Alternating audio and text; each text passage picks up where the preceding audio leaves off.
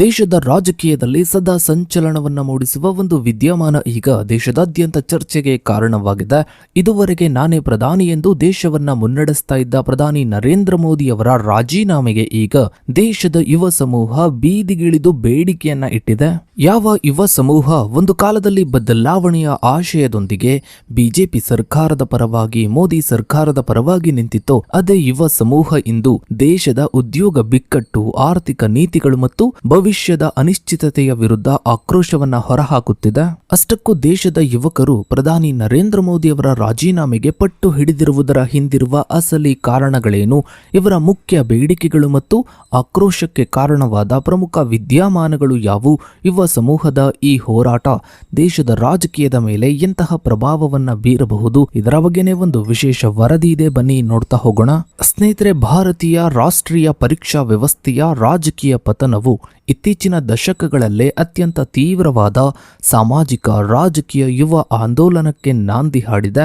ಆರಂಭದಲ್ಲಿ ಕೇಂದ್ರ ಶಿಕ್ಷಣ ಸಚಿವ ಧರ್ಮೇಂದ್ರ ಪ್ರಸಾದ್ ಅವರ ಆಡಳಿತಾತ್ಮಕ ವೈಫಲ್ಯ ಹಾಗೂ ನೀಟ್ ಪ್ರಶ್ನೆ ಪತ್ರಿಕೆ ಸೋರಿಕೆಯನ್ನ ಖಂಡಿಸಿ ಪ್ರಾರಂಭವಾದ ಪ್ರತಿಭಟನೆಯು ಪ್ರಸ್ತುತ ಪ್ರಧಾನಿ ನರೇಂದ್ರ ಮೋದಿಯವರ ನೇರ ರಾಜೀನಾಮೆಗೆ ಆಗ್ರಹಿಸುವ ಬೃಹತ್ ಆಂದೋಲನವಾಗಿ ರೂಪಾಂತರಗೊಂಡಿದೆ. ಸರ್ಕಾರದ ದಮನಕಾರಿ ನೀತಿಗಳು, ಶಾಂತಿಯುತ ಪ್ರತಿಭಟನಾಕಾರರ ಮೇಲಿನ ಪೊಲೀಸ್ ಬಲ ಪ್ರಯೋಗ ಮತ್ತು ವ್ಯವಸ್ಥಿತ ಆಡಳಿತಾತ್ಮಕ ವೈಫಲ್ಯಗಳು ವಿದ್ಯಾರ್ಥಿ ಸಮೂಹದ ಆಕ್ರೋಶವನ್ನ ವೈಯಕ್ತಿಕ ಸಚಿವರ ಮಟ್ಟದಿಂದ ದೇಶದ ಸರ್ವೋಚ್ಚ ನಾಯಕತ್ವದ ಕಡೆಗೆ ತಿರುಗಿಸಿದೆ. ಸ್ನೇಹಿತರೆ, 2026ರ ನೀಟ್ ಪರೀಕ್ಷಾ ಕ್ರಮಗಳ ಹಿನ್ನೆಲೆಯಲ್ಲಿ ದೇಶದಾದ್ಯಂತ ಭುಗಿಲೆದ್ದಿದ್ದ ಆಕ್ರೋಶವು ಜುಲೈ 18, 2026ರಂದು ಅತ್ಯಂತ ಪ್ರಮುಖ ರಾಜಕೀಯ ತಿರುವನ್ನ ಪಡೆಯಿತು. ದೆಹಲಿಯ ಜಂತರ್ ಮಂತರ್ನಲ್ಲಿ ಉಪವಾಸ ಸತ್ಯಾಗ್ರಹವನ್ನ ನಡೆಸ್ತಾ ಇದ್ದ ಪರಿಸರವಾದಿ ಮತ್ತು ಶಿಕ್ಷಣ ಸುಧಾರಕ ಸೋನಂ ವಾಂಗ್ಚುಕ್ ಅವರ ಆರೋಗ್ಯ ಸ್ಥಿತಿ ಗಂಭೀರ ಹಂತವನ್ನ ತಲುಪಿದಾಗ ದೆಹಲಿ ಪೊಲೀಸರು ಇವರನ್ನ ಬಲವಂತವಾಗಿ ಆಸ್ಪತ್ರೆಗೆ ದಾಖಲಿಸಿದ್ರು. ಈ ಪೊಲೀಸ್ ಕ್ರಮದ ಸಂದರ್ಭದಲ್ಲಿ ಜಂತರ್ ಮಂತರ್ ಪ್ರತಿಭಟನಾ ಸ್ಥಳದಲ್ಲಿದ್ದ ವಿದ್ಯಾರ್ಥಿಗಳ ಮೇಲೆ ಲಘು ಲಾಠಿ ಪ್ರಹಾರವನ್ನ ನಡೆಸಲಾಯಿತು ಮತ್ತು ಪ್ರತಿಭಟನೆಯ ಮುಂಚೂಣಿಯಲ್ಲಿದ್ದ ಯುವ ನಾಯಕರನ್ನ ಬಂಧಿಸಲಾಯಿತು ಎಂದು ಸಂಘಟಕರು ಗಂಭೀರ ಆರೋಪಗಳನ್ನ ಮಾಡಿದ್ರು. ಈ ಘಟನೆಯ ನಂತರ ಪ್ರತಿಭಟನಾ ನಿರತ ಯುವ ಸಮೂಹದ ನಾಯಕತ್ವವನ್ನ ವಹಿಸಿದ್ದ ಸಿಜೆಪಿ ತನ್ನ ಕಾರ್ಯತಂತ್ರ ಮತ್ತು ಬೇಡಿಕೆಗಳನ್ನು ಸಂಪೂರ್ಣವಾಗಿ ಬದಲಾಯಿಸಿತು. ಸಿಜೆಪಿ ಸ್ಥಾಪಕ ಅಭಿಜಿತ್ ತಕ್ಷಣವೇ ಉಪವಾಸ ಸತ್ಯಾಗ್ರಹವನ್ನ ಘೋಷಿಸಿ ವ್ಯವಸ್ಥೆಯ ತಾರ್ಕಿಕ ಜವಾಬ್ದಾರಿಯನ್ನು ಪ್ರಧಾನಿಯವರ ಮೇಲೆ ಹೊರಿಸಿದರು. ಶಿಕ್ಷಣ ವ್ಯವಸ್ಥೆಯ ಪತನವು ಕೇವಲ ಶಿಕ್ಷಣ ಸಚಿವರ ವೈಯಕ್ತಿಕ ವೈಫಲ್ಯವಲ್ಲ, ಬದಲಿಗೆ ಪ್ರಧಾನಿ ನರೇಂದ್ರ ಮೋದಿಯವರ ಸರ್ಕಾರದ ಒಟ್ಟಾರೆ ನೀತಿಗಳ ಫಲಿತಾಂಶವಾಗಿದೆ ಎಂದು ಯುವ ಸಮೂಹ ಪ್ರತಿಪಾದಿಸಿದೆ. ಸರ್ಕಾರದ ಈ ಅಪ್ರಜಾಪ್ರಭುತ್ವ ಮತ್ತು ಸಂವೇದನಾ ಶೂನ್ಯ ಧೋರಣೆಯು ಆಡಳಿತ ವ್ಯವಸ್ಥೆಯ ಸರ್ವೋಚ್ಚ ನಾಯಕರ ರಾಜೀನಾಮೆಗೆ ಒತ್ತಾಯಿಸುವುದನ್ನ ಅನಿವಾರ್ಯವಾಗಿಸಿದೆ ಎಂದು ಪ್ರತಿಭಟನಾಕಾರರು ಸ್ಪಷ್ಟಪಡಿಸಿದರು. ಸ್ನೇಹಿತರೆ, ಯುವ ಜನತೆಯ ಈ ಹೊಸ ರಾಜಕೀಯ ಪ್ರತಿರೋಧದ ಮುಂಚೂಣಿಯಲ್ಲಿರುವ ವಿಡಂಬನಾತ್ಮಕ ಮತ್ತು ಯುವ ನೇತೃತ್ವದ ರಾಜಕೀಯ ಆಂದೋಲನದ ಸಿಜೆಪಿ ಈ ಪಕ್ಷದ ಉಗಮ ಮತ್ತು ಸಿದ್ಧಾಂತವು ಭಾರತೀಯ ನ್ಯಾಯಾಂಗ ವ್ಯವಸ್ಥೆಯ ವಿವಾದಾತ್ಮಕ ಹೇಳಿಕೆಯೊಂದಕ್ಕೆ ನೇರ ಪ್ರತಿಕ್ರಿಯೆಯಾಗಿದೆ.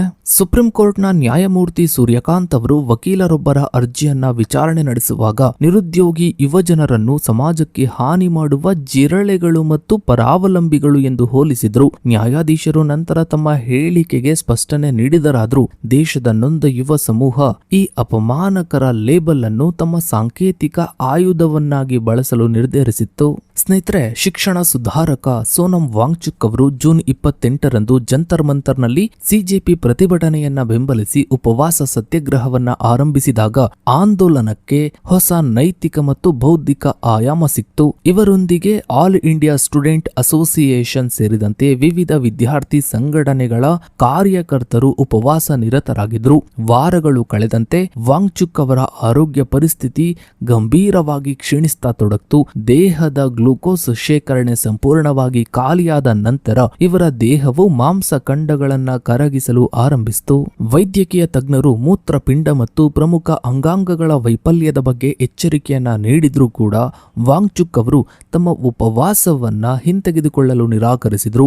ನಾನು ನನ್ನ ದೇಹದ 20% ಹೆಚ್ಚು ಭಾಗವನ್ನ ಕಳೆದುಕೊಂಡಿದ್ದೇನೆ. ಒಂದು ವೇಳೆ ಈ ಶಾಂತಿಯುತ ಹೋರಾಟವು ವಿಫಲವಾದರೆ ನಾನು ಪ್ರೇತವಾಗಿ ಮರಳಿ ಬರುತ್ತೇನೆ ಎಂದು ಹಾಸ್ಯದ ಧಾಟಿಯಲ್ಲಿ ಸರ್ಕಾರದ ಈ ದರಿದ್ರ ಧೋರಣೆಯನ್ನ ಇವರು ಟೀಕಿಸಿದರು. ಇವರ ಈ ಸಾಹಸಕ್ಕೆ ಬೆಂಬಲವಾಗಿ ನೊಬೆಲ್ ಪ್ರಶಸ್ತಿ ವಿಜೇತ ಅಭಿಜಿತ್ ಬ್ಯಾನರ್ಜಿ, ಲೇಖಕಿ ಅರುಂಧತಿ ರಾಯ್, ಅಮಿತಾವ್ ಘೋಷ್ ಮತ್ತು ಖ್ಯಾತ ಚಲನಚಿತ್ರ ನಿರ್ಮಾಪಕರಾದ ಜಾಯ್ ಅಖ್ತರ್, ವಿಶಾಲ್ ಭಾರದ್ವಾಜ್ ಸೇರಿದಂತೆ 60ಕ್ಕೂ ಹೆಚ್ಚು ಗಣ್ಯರು ಜಂಟಿ ಮನವಿ ಸಲ್ಲಿಸಿ ಇವರ ಜೀವವನ್ನ ಉಳಿಸುವಂತೆ ಸರ್ಕಾರಕ್ಕೆ ಆಗ್ರಹಿಸಿದ್ರು. ಇನ್ನು ಸ್ನೇಹಿತರೆ, ನೀಟ್ ಪರೀಕ್ಷಾ ಬಿಕ್ಕಟ್ಟು ಮತ್ತು ಪ್ರಧಾನಿ ನರೇಂದ್ರ ಮೋದಿ ಸರ್ಕಾರದ ನೀತಿಗಳ ವಿರುದ್ಧದ ಆಕ್ರೋಶವು ಕರ್ನಾಟಕದಲ್ಲಿ ಅತ್ಯಂತ ವ್ಯಾಪಕವಾದ ಪ್ರಾದೇಶಿಕ ಪ್ರಭಾವವನ್ನ ಬೀರಿದೆ. ಜೂನ್ 14, 2026ರಂದು ಬೆಂಗಳೂರಿನ ಫ್ರೀಡಂ ಪಾರ್ಕ್ನಲ್ಲಿ ಸುರಿಯುತ್ತಿದ್ದ ಭಾರೀ ಮಳೆಯ ನಡುವೆಯೂ ಸಿಜೆಪಿ ಬೃಹತ್ ಶಾಂತಿಯುತ ಪ್ರತಿಭಟನೆಗಳನ್ನು ಆಯೋಜಿಸಿತು. ಈ ಪ್ರತಿಭಟನೆಯಲ್ಲಿ ನಟ ಮತ್ತು ಸಾಮಾಜಿಕ ಹೋರಾಟಗಾರ ಪ್ರಕಾಶ್ ರಾಜ್ ಭಾಗವಹಿಸಿ ಸೋನಂ ವಾಂಗ್ಚುಕ್ ಅವರಂತಹ ಸಂವೇದನಾಶೀಲ ವ್ಯಕ್ತಿಗಳು ದೇಶದ ಶಿಕ್ಷಣ ಸಚಿವರಾಗಬೇಕು ಎಂದು ಆಶಿಸಿದರು. ಈ ಆಂದೋಲನದಲ್ಲಿ ಮಾತನಾಡಿದ ಅಭಿಜಿತ್ ಅವರು, ದೇಶದ ಯುವಜನರು ಉದ್ಯೋಗ ಮತ್ತು ಶಿಕ್ಷಣದ ಹಕ್ಕುಗಳ ಬಗ್ಗೆ ಆಲೋಚಿಸದಂತೆ ತಡೆಯಲು ಆಡಳಿತ ಪಕ್ಷವು ನಿರಂತರವಾಗಿ ಕೋಮು ಧ್ರುವೀಕರಣ ಮತ್ತು ವಿಭಜಕ ಧರ್ಮ ಆಧಾರಿತ ರಾಜಕೀಯವನ್ನ ಬಳಸಿಕೊಳ್ತಾ ಇದೆ ಎಂದು ಗಂಭೀರವಾಗಿ ವಿಶ್ಲೇಷಿಸಿದ್ರು. ಇದು ನಿಜ ಕೂಡ ಹೌದು. ಈ ದರಿದ್ರ ಸರ್ಕಾರ ಧರ್ಮದ ಆಧಾರದ ಮೇಲೆ ಜಗಳವನ್ನ ತಂದಿಟ್ಟು ತನಗೆ ಏನ್ ಬೇಕೋ ಅದನ್ನ ಮಾಡ್ಕೊಳ್ತಾ ಇದೆ. ಇದು ಈಗಲಾದ್ರೂ ಕೂಡ ಯುವ ಸಮೂಹಕ್ಕೆ ಅರ್ಥ ಆಗ್ತಾ ಇದೆ. ಇನ್ನು ಸ್ನೇಹಿತರೆ, ಪ್ರಸ್ತುತ ಆಂದೋಲನವು ಕೇವಲ ಒಂದು ನಿರ್ದಿಷ್ಟ ಪರೀಕ್ಷೆಯ ಸುಧಾರಣೆಯ ಬೇಡಿಕೆಯಾಗಿ ಉಳಿದಿಲ್ಲ. ಇದು ಒಟ್ಟಾರೆ ಪ್ರಜಾಪ್ರಭುತ್ವ ವ್ಯವಸ್ಥೆಯಲ್ಲಿ ನಾಗರಿಕರು ಮತ್ತು ಸರ್ಕಾರದ ನಡುವಿನ ಸಂಬಂಧವನ್ನು ಮರು ವ್ಯಾಖ್ಯಾನಿಸುತ್ತದೆ. ಯುವ ಕಾಂಗ್ರೆಸ್, ಎಡಪಂಥೀಯ ವಿದ್ಯಾರ್ಥಿ ಸಂಘಟನೆಗಳು ಮತ್ತು ವಿವಿಧ ಪ್ರಾದೇಶಿಕ ಪಕ್ಷಗಳು ಜಂಟಿಯಾಗಿ ಸರ್ಕಾರದ ಮೇಲೆ, ಈ ದರಿದ್ರ ಸರ್ಕಾರದ ಮೇಲೆ ತೀವ್ರ ರಾಜಕೀಯ ಒತ್ತಡವನ್ನ ಹೇರುತ್ತಿವೆ. ಪ್ರತಿಭಟನಾಕಾರರ ವಿಶ್ಲೇಷಣೆಯ ಪ್ರಕಾರ ಪ್ರಮುಖ ಅಂಶಗಳು ವ್ಯವಸ್ಥೆಯ ಗಂಭೀರ ದೋಷಗಳನ್ನ ಎತ್ತಿ ತೋರಿಸುತ್ತವೆ. ಮೊದಲನೇದಾಗಿ, ಕೇಂದ್ರೀಕರಣದ ದುಷ್ಪರಿಣಾಮಗಳು. ಶಿಕ್ಷಣವು ಸಂವಿಧಾನದ ಸಮವರ್ತಿ ಪಟ್ಟಿಯಲ್ಲಿದ್ದರೂ ಕೇಂದ್ರ ಸರ್ಕಾರವು ರಾಷ್ಟ್ರೀಯ ಪರೀಕ್ಷಾ ಸಂಸ್ಥೆಯ ಮೂಲಕ ಅತಿಯಾದ ಕೇಂದ್ರೀಕರಣವನ್ನ ಸಾಧಿಸಿದೆ. ಇದು ಪ್ರಾದೇಶಿಕ ಅಗತ್ಯತೆಗಳು ಮತ್ತು ವಿಶ್ವಾಸಾರ್ಹತೆಯನ್ನ ಹಾಳು ಮಾಡಿದೆ. ಎರಡನೆಯದು, ಕೋಚಿಂಗ್ ಮಾಫಿಯಾದ ಹಿತಾಸಕ್ತಿ. ರಾಷ್ಟ್ರೀಯ ಮಟ್ಟದ ಪ್ರವೇಶ ಪರೀಕ್ಷೆಗಳು ಹೆಚ್ಚಾದಂತೆ ದೊಡ್ಡ ಮಟ್ಟದ ಕೋಚಿಂಗ್ ಸಂಸ್ಥೆಗಳು ಉದ್ಯಮವಾಗಿ ಬೆಳೆದು ಯುವ ಜನರ ಆರ್ಥಿಕ ಮತ್ತು ಮಾನಸಿಕ ಶೋಷಣೆಯನ್ನ ನಡೆಸ್ತಾ ಇವೆ. ಮೂರನೆಯದಾಗಿ, ಪ್ರತಿಭಟನೆಯ ಹತ್ತಿಕ್ಕುವಿಕೆ. ಸಂವಿಧಾನಿಕವಾಗಿ ನೀಡಲಾಗಿರುವ ಶಾಂತಿಯುತ ಪ್ರತಿಭಟನೆಯ ಹಕ್ಕನ್ನು ಸರ್ಕಾರವು ಗೂಂಡಾಗಳು ಮತ್ತು ಸಶಸ್ತ್ರ ಪೊಲೀಸ್ ಪಡೆಗಳ ಮೂಲಕ ಹತ್ತಿಕ್ಕಲು ಪ್ರಯತ್ನಿಸ್ತಾ ಇದೆ. ಒಟ್ಟಾರೆಯಾಗಿ ಈವರೆಗೆ ಧರ್ಮೇಂದ್ರ ಪ್ರಸಾದ್ ರಾಜೀನಾಮೆಗೆ ಸೀಮಿತವಾಗಿದ್ದ ಹೋರಾಟವು ಜುಲೈ 18 ಅಂದ್ರೆ ಇವತ್ತಿನಿಂದ ಪ್ರಧಾನಿ ನರೇಂದ್ರ ಮೋದಿ ಅವರ ನೇರ ಹೊಣೆಗಾರಿಕೆಯನ್ನ ಪ್ರಶ್ನಿಸುವ ಮಟ್ಟಕ್ಕೆ ತಲುಪಿರುವುದು ದೇಶದ ಯುವ ಜನತೆಯ ಜಾಗೃತಿಯನ್ನ ತೋರಿಸುತ್ತದೆ.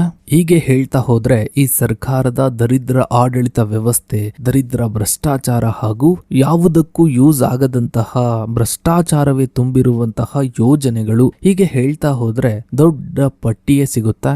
ಸೊ ಇದಾಗಿತ್ತು ಸ್ನೇಹಿತರೆ ಇವತ್ತಿನ ಈ ಒಂದು ವಿಡಿಯೋದ ಬಗ್ಗೆ ನಿಮ್ಮ ಅನಿಸಿಕೆ ಅಭಿಪ್ರಾಯಗಳನ್ನ ತಪ್ಪದೆ ಕಮೆಂಟ್ ಸೆಕ್ಷನ್ ಅಲ್ಲಿ ಕಮೆಂಟ್ ಮಾಡಿ. ಹಾಗೆ ವಿಡಿಯೋಗೊಂದು ಲೈಕ್ ಮಾಡ್ತಾ ವಿಡಿಯೋನ ಆದಷ್ಟು ಎಲ್ಲ ಕಡೆ ಶೇರ್ ಮಾಡಿ. ನೀವಿನ್ನು ನಮ್ಮ ಚಾನಲ್ಗೆ ಸಬ್ಸ್ಕ್ರೈಬ್ ಆಗಿಲ್ಲ ಅಂದ್ರೆ ಕೆಳಗಡೆ ಕಾಣ್ತಾ ಇರೋ ಸಬ್ಸ್ಕ್ರೈಬ್ ಬಟನ್ ಕ್ಲಿಕ್ ಮಾಡಿ. ಹಾಗೆ ಪಕ್ಕದಲ್ಲಿ ಕಾಣೋ ಬೆಲ್ ಐಕಾನ್ ಕೂಡ ಕ್ಲಿಕ್ ಮಾಡಿ. Thanks for